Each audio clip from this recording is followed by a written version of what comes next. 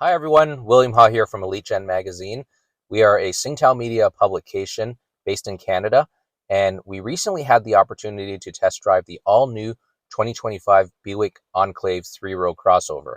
I've got my hat here to represent, and we really enjoyed the vehicle. It was really smooth, it's really nicely designed, and very spacious. And we test drove the Enclave Sport Touring, which is the middle trim. There's three trims. There's the base model, there's the Sport Touring, and then there's the top line Avenir.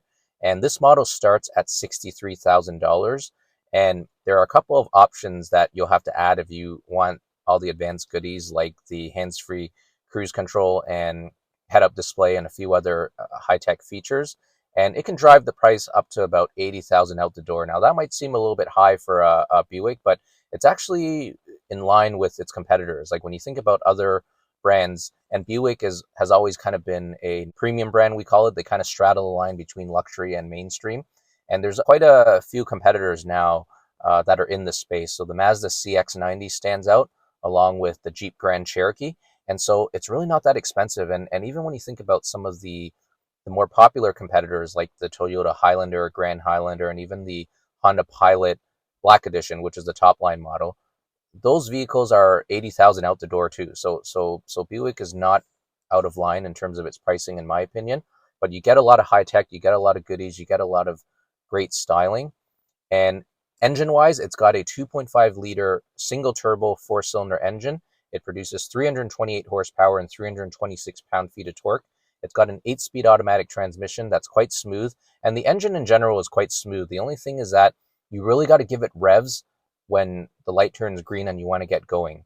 And when you have to rev it high all the time, there's a lot of noise from the engine that intrudes into the interior. So even though it's got laminated glass and a lot of good soundproofing materials and technologies in here, it's still not enough. I really wish Buick would have kept the V6 as an option. A lot of people who are into cars or older adults who have been driving for a lot of decades, they prefer larger engines like the V6. Me personally, I prefer the V6. I think it would have been smoother. And when you think about it, if you're buying this three-row crossover as a family vehicle and you load six people inside and all the cargo and maybe you're towing something small, that's a lot of stress to put on a four-cylinder engine. So I'm not really a fan of all this downsizing, but it's the reality of the automotive market today. I also want to take a moment to talk about the Buick brand in general. So they're actually one of the oldest automotive brands. They were established in the early 1900s, and of course they're a division of GM. And somehow over the decades, they've survived when brands like Oldsmobile and Pontiac were killed off. And they're in an interesting place right now in our market because of the fact that their traditional customer base has always been older adults. So people from the baby boomer generation and the silent generation, these are the people who, of course, remembered the brand, right? So there's this huge customer vacuum that Buick has to fill. And they're hoping to capture the hearts, minds, and dollars, of course, of Gen X and the millennial generations, because those are the people with money right now. And these generations are in a place right now where they have the disposable income. And if they have families, then crossovers certainly are a good choice because Buick now only exclusively sells crossovers. They've got four of them within their brand families. So they're hoping to capture the minds and dollars of this younger generation with good design and lots of great technologies. And I think they're doing a great job with that, especially when you get inside. It's really nice. They got this large 30-inch diagonal screen, and there's a lot of comfort features. The materials are really nice. So I'm going to just go into the details of some of my favorite features in this video, along with some features that you may not know about or be able to figure out by just browsing the specs on the internet. And I hope to do this to help whoever might be considering a Buick Enclave to decide on whether it's the right vehicle for you. So this is the side view. You can see that it's got a really nice clean design. It's proportioned, and I like that line that runs towards the back. I think it adds a nice finishing touch. And I want to point out too that it's got quite a high ground clearance. So it's a bit of a hop to get into the vehicle since it doesn't have running boards, but it can be useful if you're driving in deep snow or sometimes you find yourself off-road. And it's got that LED strip there you see across the tailgate. Most premium SUVs have that design nowadays. Everybody copied Porsche. And this ST trim has this gloss black trim, so it It's around the windows and on the wheel well finishers, 20-inch wheels. And here's a neat feature. So this is an extra cost option, but it's a block heater. So most block heaters, there's a cable that kind of sticks out from the lower grill, but in this case, it's on the side here, and it comes with a cable that you just plug in, and it's really useful if you live in really cold climates. And this is the front end. It looks distinct. You have these slit-like headlights, and I like the fact that there are still fog lights. Not every vehicle has fog lights nowadays. It's got a gloss black grille, and this is the close-up of the mesh. I think it looks really, really nice. It's got a front camera too. And this is just a close-up of the front lighting. Another feature I like is that you can lift up the wiper arms without having to put it in service mode. So it's one less thing to have to learn. And when you open up the hood, you have hood struts, which is great. You don't have to deal with a prop rod. And for the old school guys who like checking engine oil, there's still a physical dipstick, which I can appreciate. And when you close it, it's nice and easy, and it sounds very high quality. And that's the new Tri-Shield logo. And for fuel filling, it's a capless fuel filler, which is also convenient. This is how it looks at night. So these lights illuminate really, really well at night. So they're full LEDs, and the gloss black still stands out at night depending on the lighting. And that's how the tails look at night. The LED that runs across actually goes really well with the rear design. It's got dual exhaust outlets and these little Easter eggs like the Buick script there in the front headlights, and then on the side of the tail lights there's the Buick Tri-Shield logo. So let's look at the rear cargo area. So before we go into the cargo area, you get a rear camera washer, which is really useful during winter especially. This wiper arm does not lift up. It doesn't hold up, rather, unfortunately. It would be nice if it held up. It's got a power tailgate, hands-free, and it's really quiet. And if you want to operate the seats, you want to fold them down. They're electrically powered. And what's good is that they fold down really quickly. Some designs, they go down really slow, and it can take all day. So it's good that these move down very quickly. Just makes it easier when you're about to load things. And if we go under here, there's a really large storage space, which could be helpful. And that floorboard holds up on its own too, which is a nice touch. And if you want to put the seats back up, they take a little bit longer, but the more important thing is that they go down quick, for me at least. So it's not too bad. It's somewhat fast, faster than Lexus. And you get a spare tire. So for the people who like spare tires, this is a big win. And there's a lighting on the tailgate as well. That's how it looks with all the seats folded down. You get a pretty flat space, which is very helpful. And that's how the reverse lights look like at night. And we're going to move on to the interior now. So a 30-inch screen dominates the interior. It really pops. It looks nice. The steering wheel and the airbag looks nice.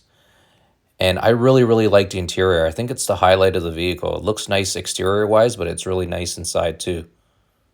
And I'm taking this from the rear here. And you can see there's a flat floor, so it's easy to get to the third row if you need to. And this is how the starting animation looks. Very high resolution, by the way, the screen. So it runs across to the middle there. That's how the map looks like. It comes with Google built in, which is great too. But here's the backup view. It's not very big considering how big the overall screen is. So that was an unexpected find the first time I drove it, and I was trying to reverse it. But at least you can toggle from multiple views. You can get the side view so you don't curb any wheels.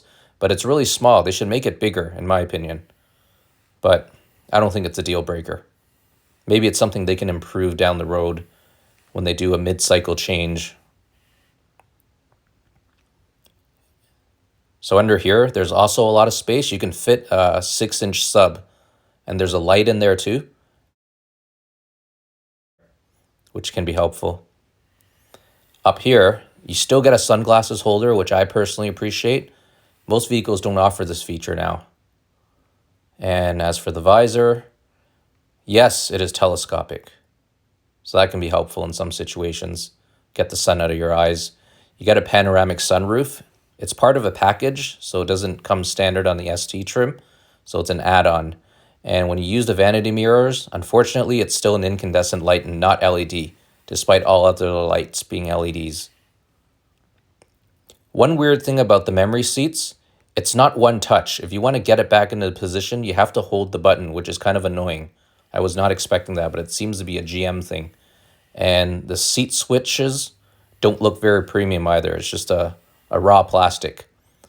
But the good thing is that it has a heated steering wheel and it heats all around, despite the fact that there's this display here in the front. It still heats in the back there, which is really good.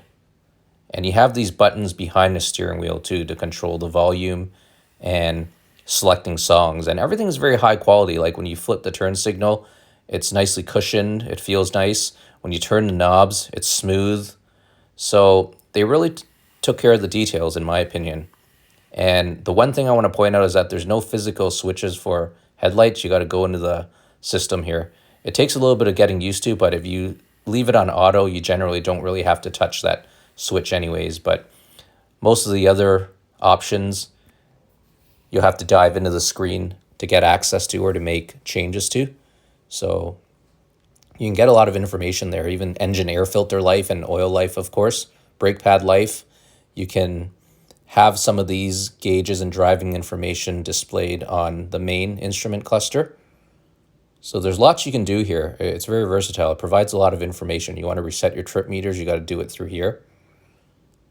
It's high resolution, it's snappy, it's very quick. So yeah, it tells you air quality too, which is kind of cool. So here's the center console. It's got like a cantilever design and the wireless charger's right there. And there's this really nice space down here, which is very spacious. You can put a purse there and there's a power outlet too. And if we go into the glove box, it's pretty big, but it's just plastic. There's no soft lining like on premium vehicles. So maybe that's a detail that Buick can take care of down the road. One thing is that at night, there's no lighting in that storage area underneath the console, which is kind of weird. Would have been nice to have a light, but otherwise it looks quite nice at night. This is how the dash looks. There's ambient lighting.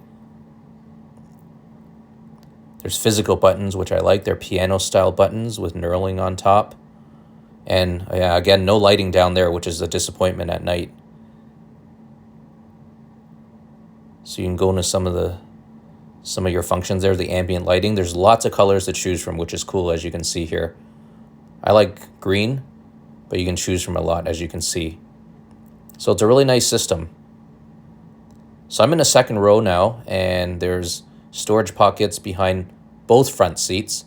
You have tri-zone climate control, so you can adjust the temperature as well along with the fan speed. And you have a 3-prong power outlet, which can be really useful. 2 USB-C ports and a little cubby there for people to put their phones. And I like the door handle there. It kind of looks like a golf club. And there's ST stitched to the rear headrests. And the third row is actually quite spacious. You get decent headroom because you see there, it kind of goes up and you can see vents there too. And getting in is actually not that hard. There's a button that you touch and it's a one-touch forward of the front seats, and then you just put it back in position. And it was pretty easy to get into, and it wasn't too bad to get out too. It's always kind of awkward getting out of the third row, but for me, it really wasn't that bad. So it's a good design, very spacious third row. So that's how the button looks like up close. You press it once and then it just moves forward like that. So it's nice and easy to get in. The flat floor there is a really good design too. And once you're in, like I mentioned earlier, the headroom's decent. Each side gets a USB-C port. Vents up there, as I mentioned. A cup holder and a little storage space. And if the seat's folded down, all you need to do is pull on this little lever, this little fabric lever, to get it back in position pretty easily. So driving features wise, so I mentioned earlier, you got to give it revs to get going. You can see there, just accelerating normally. You got to rev to at least 3,000 to keep up with traffic. So it tends to get loud when you accelerate. But the good thing is that there's this L button that you press if you need power right away, it'll just drop a gear or two. And it's useful to have that there because it's got a column shifter. So I like that feature and the fact that it's on a steering wheel. And you can switch between all-wheel drive or front-wheel drive. Front-wheel drive might save you a little bit more gas. And I like the fact that when it's in auto start-stop position, when the engine's not running, you can still turn the steering wheel. Some vehicles, the steering wheel gets locked, and I want to be able to move the steering wheel. And this is the Super Cruise. So this is the hands-free cruise system that I really enjoyed. I didn't think I'd like it as much as I did, but every time I got on the highway, I wanted to use it. It works in stop and go, and it's very smart. It can change lanes automatically for you, and it can even change lanes without you flipping the signal. You can turn that feature on or off. So it's a really good hands-free system. Makes it less tiring. The only thing is that with the head-up display, there's this weird border that you see there. I've never seen that on any HUD system. So that's just something to point out. But in terms of the wiper system, you have to press this button to get one wipe. And then if you want washer fluid, you got to press it at its second stop. And that's how the wiping path looks. Thank you very much for watching this video. I hope it helped. If you have any other questions or comments about the Buick Enclave, please feel free to leave them below. In addition to writing automotive reviews, I also work with a couple of automotive companies and develop their new vehicle training content. So I'm pretty well versed with most vehicle segments. And if you have questions about cars or trucks other than the Buick Enclave, you can leave comments below too. Thanks again for watching.